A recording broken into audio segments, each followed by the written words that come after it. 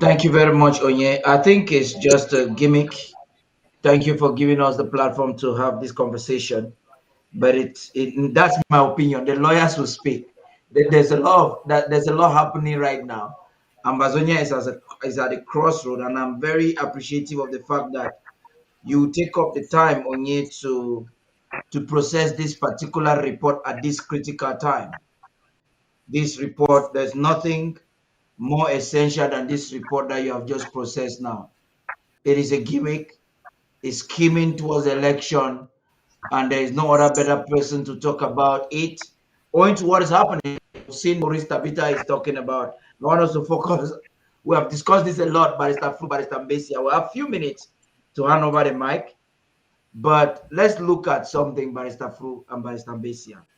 Look at what is happening in the United Nations. It's kind of scary. Almost the entire world is for something that America and Israel both are rejecting. It's technical.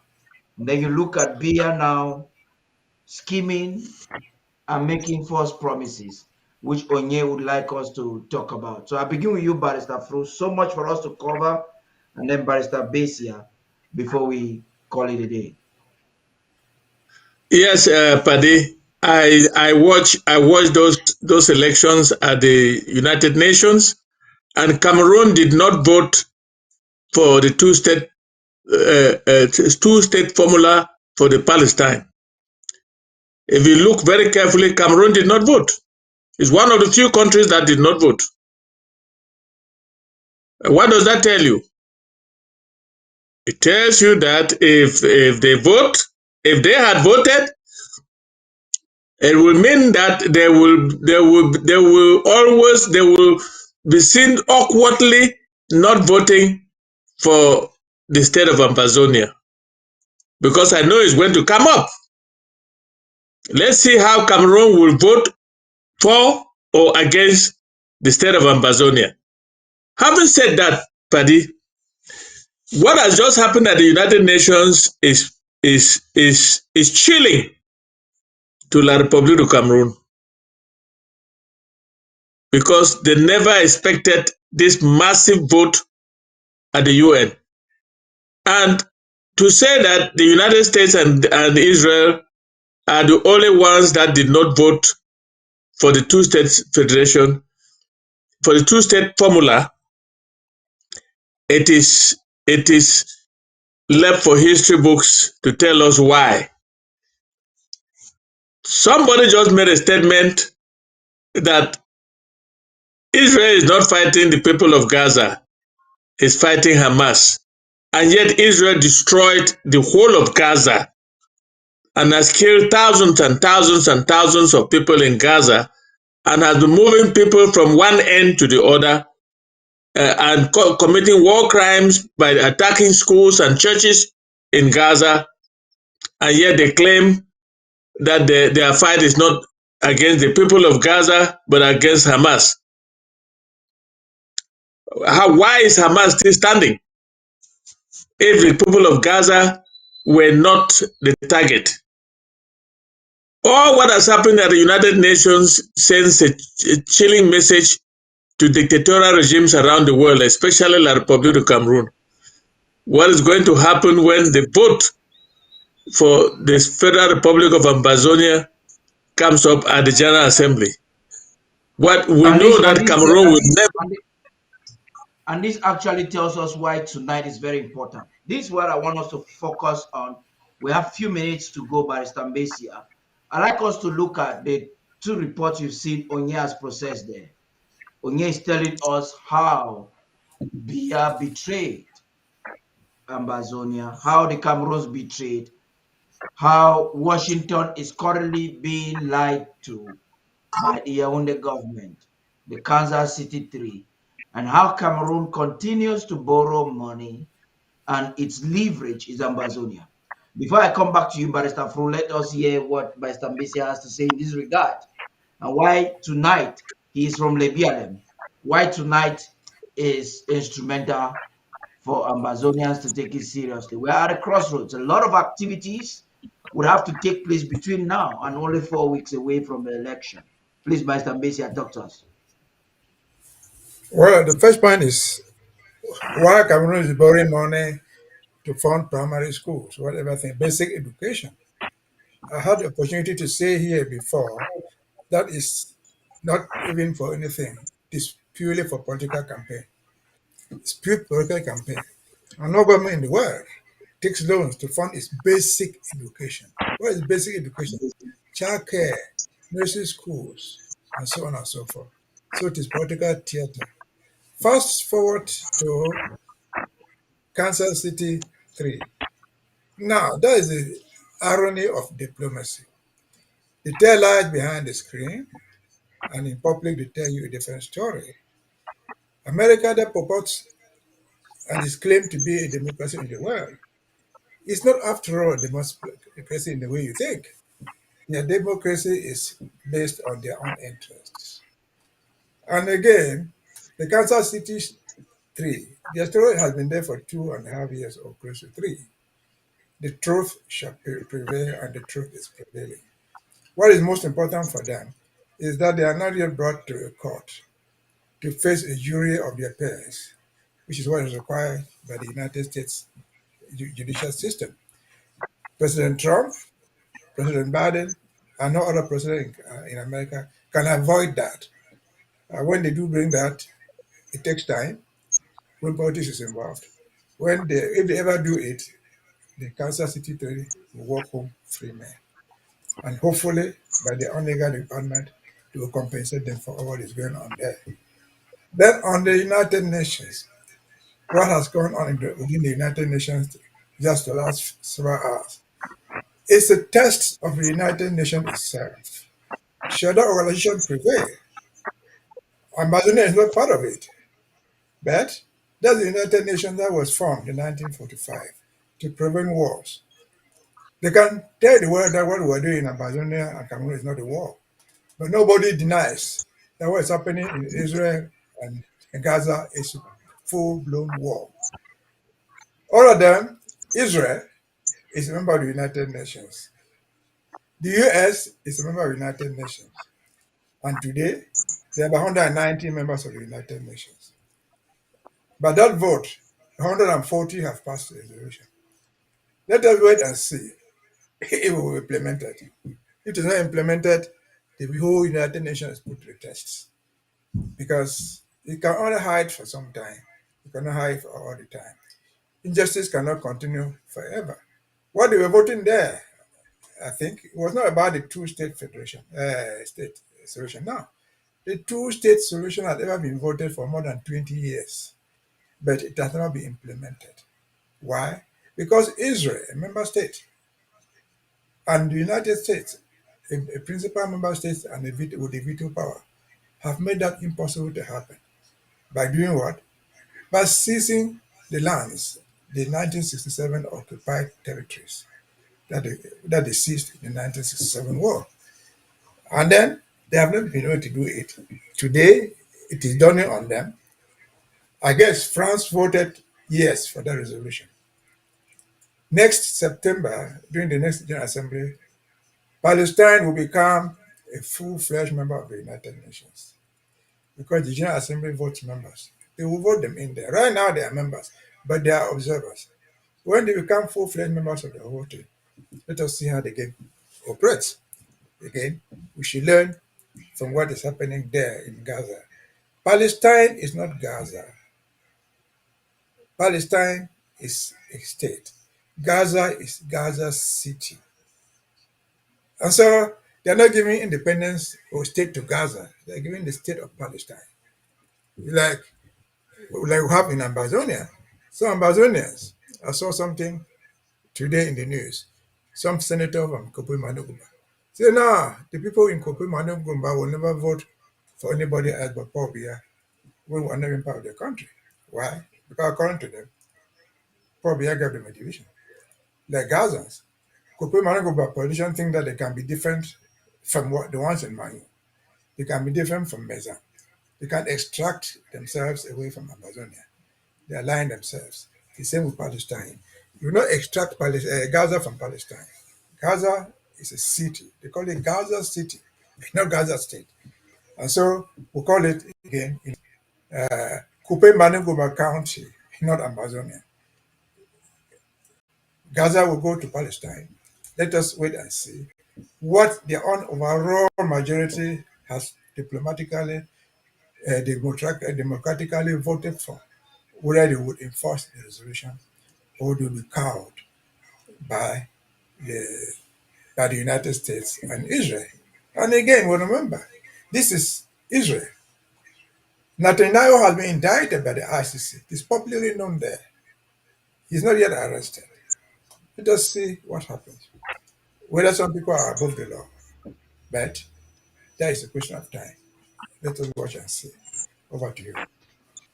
By Safru, quickly, what's your take on Bia's manipulation when it comes to education and all of that?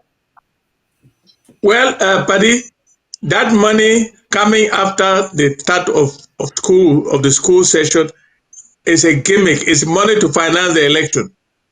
And the way those Arab countries operate, they have looked at the Gulf of Guinea, our rich Gulf of Guinea that La Republic is exploiting, and has given it as collateral to get 92.6 million euro. They are using us to get that money, and they'll use that money to finance their election. The Arab countries that gave them the money have no measure of control whether that money will be used for what they said it was going to be used for. That is school, basic education. After schools have started, that is the way I look at it. Paddy, you would have realized that I skipped that matter of Kansas City 3 because their matter is coming up very soon. I mean, very soon in the next 2 weeks. And like we lawyers always do, we'll try to avoid talking about a matter that is coming before the court. That's so that we can give the court. Yes, that's why I dodged it. I didn't want to talk about it. I heard Onye's analysis. We're mobilizing resources today for Lebialem and Meme. The president is also calling on those sympathizers to make necessary donation in that regard, and also to show up with their regalia, with Union flags. It's on the 1st of October in Kansas City. Yes. That's a very significant day. Looking yes, that's why we should not. Yeah. That's why we should not develop. We should not talk about it, at least for now. Now, to proceed, I want to say that France, Great Britain, and Canada launched something in the last 2 months about the recognition of the state of Palestine, that they will recognize the state of Palestine. And I see this vote in the National Assembly having been triggered by that declaration coming from these 3 important UN countries: Great Britain, France, and Canada are ready for the recognition of the state of Palestine. Not Gaza. Gaza is part of the state of Palestine. Gaza is Gaza City, which makes up part of the state of Palestine. So, the way that vote in the National Assembly went, well, I was expecting that Israel would oppose it. I was also expecting that the United States will oppose it, because the United States, at least the present administration, is very tight, is very supportive of Israel. So I was not expecting them to vote for it, because the recognition of Palestine by those 3 countries is an affront not only to Israel, but also to the powers that be in the United States. Having said that, the United States has a leverage. Are they going to use that leverage now to stabilize, to counter what these three nations are going to do. And we want to know that we are in the midst of that leverage. I don't want to develop that any further because it is a sensitive You, diplomatic you maneuver. that 3 minutes to 3 minutes. Let's talk a little bit about Lebialem and Meme, how their involvement helps our question in this month, right into November. We have elections that must not take place. The government position is that Cameroon's elections must not take place in Ambazonia.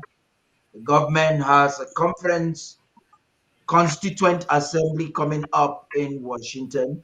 The government is looking forward to the trial 1st of October, and so much is happening.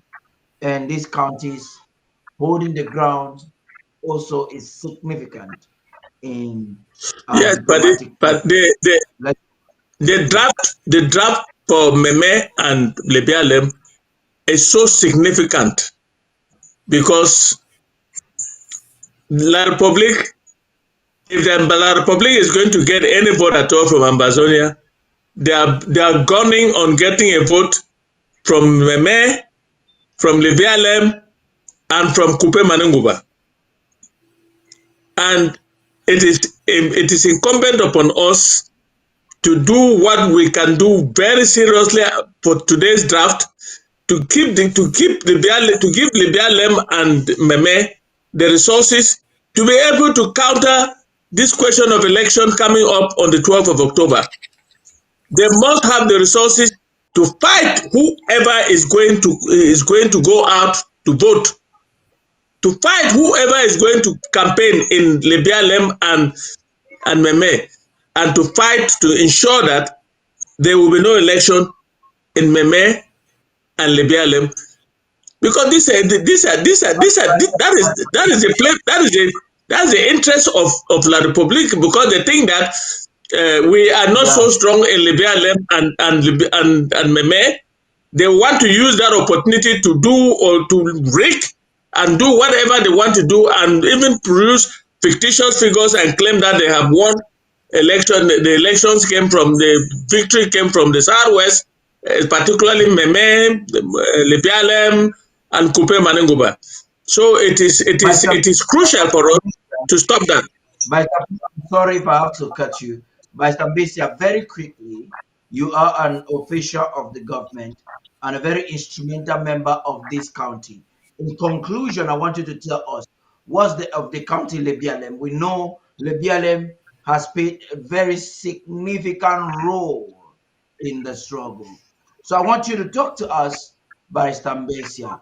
What is the leadership held? I wish I had Chairman Valerie here, but at least you are a representative. You can talk. We do find Marjorie on television every day, so we know her allegiance when it comes to the government. Ambazonians every Saturday or every draft day, when they come to make donations to any county, one of the questions that we try to provide to them ahead of this activity is the state of the leadership of the county and their allegiance to the government. Please, Barrister Mbesia, talk to us in conclusion. And one mistaken, people made the mistake to think that the coup plotters undermined the BLM. They did, but very unfortunately for them, by the time they did what they did, I can say the war had been fought and won in the BLM. Because I can tell you, I'm not sure where there's any other county like that. The BLM is the only county, to the best of my knowledge, that has no administration functioning there from Menji. Absolutely no office. No divisional office is functioning there. No DO, no prefect, no magistrate, no nothing. But they were all there. Where are they? They have all packed and gone. And so when you finally be a little bit quiet, it is not because they cannot fight. They're still there. We still have an active force there. But you're not going to be fighting yourselves. There's virtually nothing to fight there. Because the few military people who are deployed to the BLM today, I can assure you, They are there just to save their own lives. Because they know that if they kill one child there, one man there, they will not go back safe. And so the BLM is actually active, very, very active. I've said many times before, if all the counties were like the BLM, I would have thought that the war is already long since won. We would have won the war forever. What I'm saying is not an imagination. My own house is in Minji, the headquarters. There's nobody there called the administration. The only thing you can find there are soldiers deployed in different ways. Absolutely no single policeman, no single gendarme, no single duo, nothing like an administration over there. So the BLM has already fallen. We're just waiting to concretize this. So, and then again, but the coup plotters did us some bad work, but they didn't kill us. They tried to kill, but I can guarantee you, the BLM is still standing strong. In a real war, if the war had actually, if they are not destabilized, it, would have even been thinking of thinning down our military in Lebialem. Because they don't maintain a 2,000 military, an army of 2,000 when you don't have anybody to fight there. And so the BLM is strong, but it remains to be fortified. Just like we said, the BLM and Meme were, were so close to the enemy. Meiji, the capital of the BLM, is 45 kilometers from Chang, from the enemy's territory. Meme, Kumba is the capital, 40 kilometers from Lum. So you find them at parity. And so that place is full of the military. And in terms of the elections, as Barasan has said, we have said nobody is voting. But don't be surprised that on the polling day, you find boxes coming out of the BLM, coming out of Meme, and anywhere else. Why? Because their soldiers are deployed there, they will vote. They will vote. And then the general say will be there, why they have voted in all these places. They have voted in Bamenda, they have voted wherever, because all our towns are full of the military. And so we should be, our role is to educate the people. Our role is to tell the world what is happening. So as tomorrow, when tomorrow comes and they say, okay, Southwest voted so many, Meme, so many, where Fako, so many, we would have told them, we would have let the world to know that the people who are saying voted in Mezam or who voted in Fako are essentially the military people. Because in some of those towns, the military are more than the population that was there. And so that's the education we have to give. We're getting up, we're today drafting for the BLM. It is not a coincidence. It is something that should be done. Valerie has always been there. I'm sure he's in the Zoom already. And so let us expect to hear more from them. But rest encouraged that as far as BLM is concerned, we are still standing and listening, waiting for the day that we shall all concretize our independence and we shall all be free because all for the BLM, all for Ambazonia, no one left behind. That's the policy we have adopted for so long. Over to you.